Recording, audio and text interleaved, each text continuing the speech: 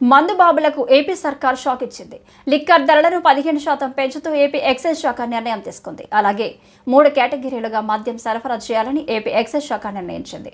దేశీయంగా తయారయ్యే మద్యం, విదేశీ మద్యం, బీర్ ఇలా 3 కేటగిరీలుగా ఇకపై మద్యం సరఫరా జరగనుంది. అలాగే దేశీయంగా తయారయ్యే విదేశీ మద్యంపై అదనపు ఏఈఆర్టీ వసూలు చేయనున్నారు. మరోవైపు మద్యం అమ్మకాలపై మార్జిన్ను ఏపీ ప్రభుత్వం ఇటీవల 14.5 నుంచి 20% పెంచిన సంగతి తెలిసిందే. ఈ నేపథ్యంలోనే ₹99 అమ్మే బ్రాండ్ బీర్ మినహా మిగతా అన్ని కేటగిరీల్లోనూ ధరలు పెంచుతూ ఏపీ ఎక్సైజ్ శాఖ సోమవారం ఉత్తర్వులు జారీ చేసింది. ఈ ఆదేశాలు తక్షణం అమల్లోకి వస్తాయని స్పష్టం చేసింది. మరోవైపు 2024 అక్టోబర్లో ఏపీ ప్రభుత్వం నూతన లిక్కర్ పాలసీ తెచ్చింది.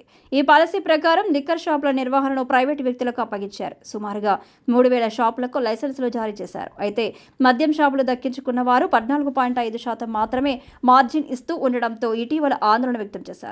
మార్జిన్ పెంచాలంటూ ప్రభుత్వానికి విన్నవించుకున్నారు.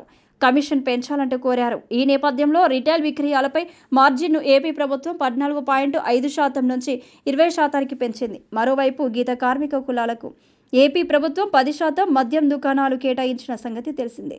ఈ లిక్కర్ షాపులకు సంబంధించిన లైసెన్సుల జారీ కోసం సుమారు లాటరీ ప్రక్రియ నిర్వహించారు. అయితే ఎమ్మెల్సీ ఎన్నికల కోడ్ అమల్లో ఉన్న కారణంగా 15 జిల్లాల్లో ఈ ప్రక్రియ వాయిదా పడింది.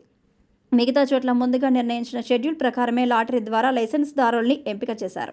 ఎమ్మెల్సీ ఎన్నికల నేపథ్యంలో శ్రీకాకుళం, విజయనగరం, మన్యం, విశాఖపట్నం, అనకాపల్లి, ఉభయ గోదావరి జిల్లాలు, కాకినాడ, కోనసీమ, ఏలూరు, కృష్ణా, ఎన్టీఆర్ జిల్లా, గుంటూరు, బాపట్ల, పల్నాడు జిల్లాల్లో లాటరీ ప్రక్రియ వాయిదా వేశారు.